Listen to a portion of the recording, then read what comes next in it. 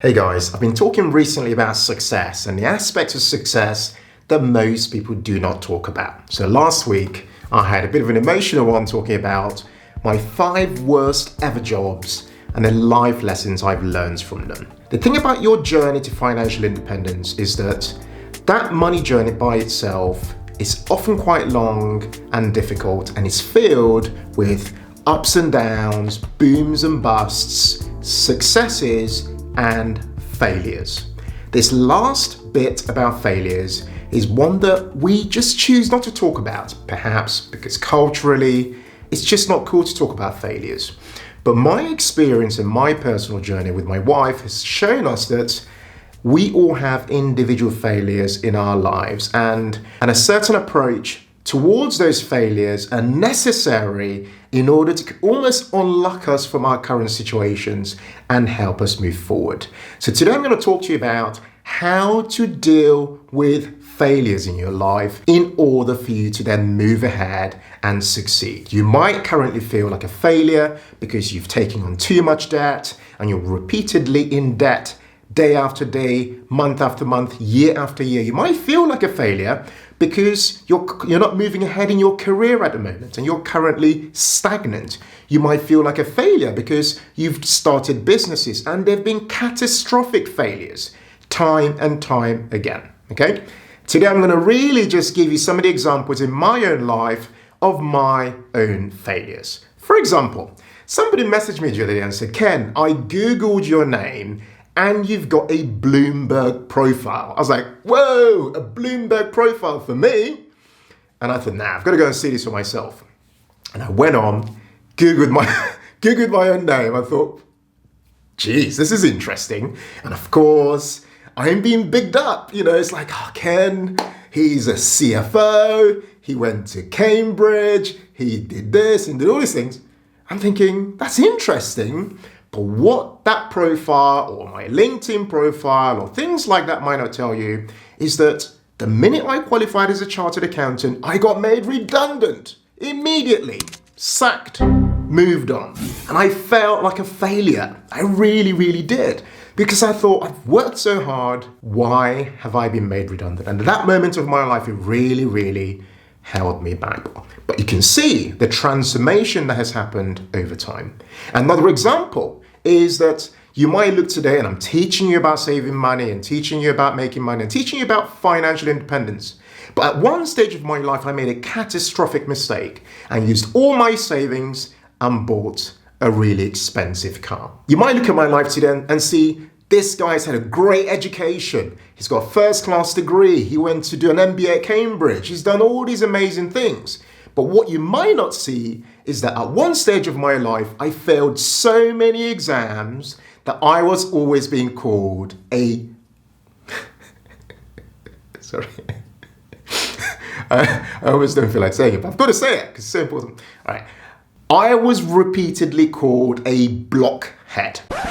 Now, some of you guys from the African part of the world, or maybe even in Asia, might recognize this term of being called a blockhead. Imagine that, right? To go from now being called a blockhead and constantly failing exams and tests and things to becoming a first-class degree holder, MBA, Cambridge, all those things, right? But so I wanted to just share these examples to almost open this conversation, okay? My name's Ken of the Humble Penny and Financial Joy Academy. What we do on this channel is give you the tips, the insights and the practical hacks, we keep it very real, to help you work towards a dream life of financial independence and money joy.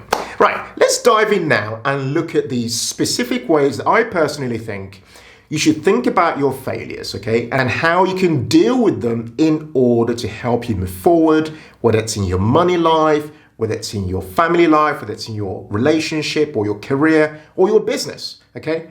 These tips on how to move away from failure should hopefully help you take that next step forward. Okay, the first way to deal with failure is to talk about failure. Now, you might think, right, naturally, the natural thing to do is, I failed, I am embarrassed, therefore I don't talk about it, okay? And by not talking about it, nothing moves forward. Bit like a stalemate, you're just stuck, okay? But what you should be doing is the complete opposite, is talking about it. Because what I've noticed in my journey actually is that to get to the next step starts by having a conversation. I'll give you a very practical example. It's currently 6:45 in the morning. Last night between 9 p.m. and 12 midnight, I was with my sister. What was I doing? She called me up. A particular section of her business, a part of her business, was pretty much failing. Okay, and she didn't really want to talk about it normally, and what have you. And I went down there and said, look, let's just have a chat about it. And for 2.5 to 3 hours, after just dissecting the entire thing, just talking about the business, at the end of that time, around midnight, when I was leaving, she felt energized. She felt hopeful, and she believed. She's like, wow, like there's actually a possibility for taking this in a different way and making this work. But had she not had that conversation, had she kept dwelling on it in her mind and just bottling things up, nothing would have happened. If you are currently facing a form of failure in your life, no matter what it is, find someone to have a conversation with. The second way to deal with failure is to use it as an asset, okay? Now, this is a bit of a mindset one, and I've had some spectacular mindset shifts in my life. In fact, I'll put a link below and above to a video I did about 10 mindset shifts that completely changed my life. Using failure as an asset is an interesting thing because if you look at a lot of the research around people who've succeeded at many things, might be in sports, in business, in what have you, any area that you think of people who are successful. If you look at their stories and listen to their interviews or read their autobiographies, you will find that a lot of these people have what's known as a point of no return event. So something that happened that was so like transformational in a negative way that has meant that it's become an anchor to propel them forward to success. Okay, I can think of so many of those. For me, for example, like sitting in a boardroom with a really terrible manager, so pissed off at the manager, and they're telling me that they've basically got my life in their hands because they manage me and can determine my career destiny, for me is one of those points of no return events. Whenever I remember that, I think, this is why I love this idea of financial independence, because you are gaining back power into your life, and nobody should ever make you feel so little to the point of making you, feel like a failure or making you feel depressed. So you by yourself will have your point of no return events. And those things you identify by sitting down and reflecting upon them. They might be the failures you're in today. You might be feeling like a failure right now. But I'm trying to tell you is that could be used as an anchor, in effect, an asset to help you propel yourself forward. It's in effect a way of reframing where you are and using that to help you take that next best step. The third way to think about failure is to think of it as a necessary part of success. I remember reading a quote once that said that you have only failed if you have decided not to get back up. Whenever I remember that quote, it just gives me such a boost because what that's really telling us is that, failure is an individual choice. It's for you to choose that you have failed, okay? So, and it also makes me realize that failure is actually a part of life, okay? It's a necessary part to get to that next place. And that decision you make to choose to get back up is a way of telling yourself that you haven't failed, but you are currently on your way to success. It's a necessary part. And there are things you learn on that journey. Really good examples are, I used to run a tutoring business. I did this for about 2 to 3 years. And although that tutoring business did okay, it covered its costs, it had potential, it had so many things, in the end, I ended up selling it to a friend of mine. Mainly because I just did not have the right resources to make that scale up. I felt that somebody else had enough time allocation to actually take this and move it to that next level. To me, this is actually a failure because I spent 3 years of my life trying to make this thing take off. Although I could see the potential, somebody else had to move it on forward from then on. But what did I learn from that? The key thing I learned was that I needed to explore a business model that best suited my own life and my own lifestyle and things that I wanted. And for me, that business model was to explore the internet world, the online world, and learn some digital skills. And those digital skills, as you can see, are things I'm using today across all platforms, whether it's on YouTube, on the blog, or on our academy, for example. These are skills that have only come about because I went through a period of turbulence and struggling to make a business work. So current failure can and will transform into success if you have the right mindset about it. Next is to see failure as a test. And I'll explain what I mean here. So in business, there is a concept known as failing fast, so fail fast, okay?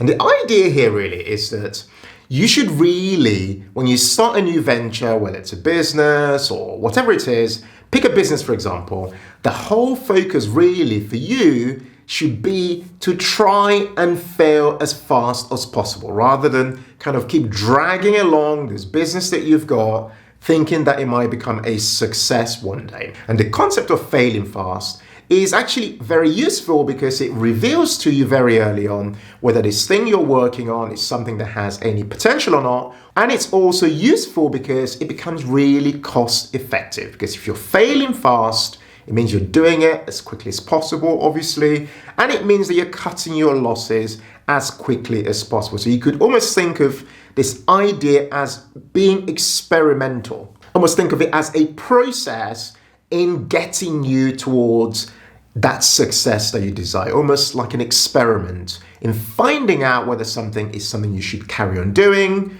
or keep pursuing or not. But failing fast requires that mindset again of understanding that this whole thing is a process. Success doesn't just come about, it comes about through many experiments, many failures along the way, but it's all connected together in helping you get to that place that you want to get to.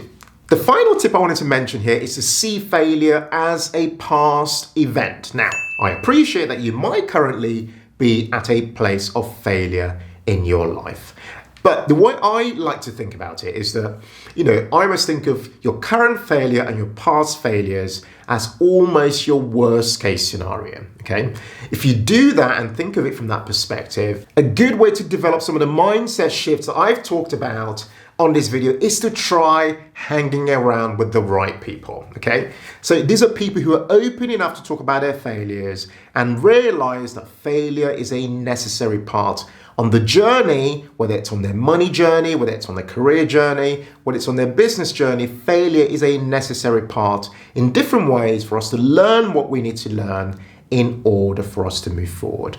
Hanging around with the right people really helps to open up your mind and give you that comfort to talk about your shortcomings and your struggles in order to step ahead. I do this personally through masterminds. So I'm a part of a couple of masterminds where I meet up with people once every 2 weeks, for example. And these are people who are doing the things I want to do, who are excelling in different ways. And we can talk about where we haven't worked out. We show up and we talk about our small wins, where we are doing well, and we talk about our shortcomings and where we need some help. And so being in an environment like that really just encourages the right behavior and the right way to think about failure as a process and as a journey towards you becoming a success in your life.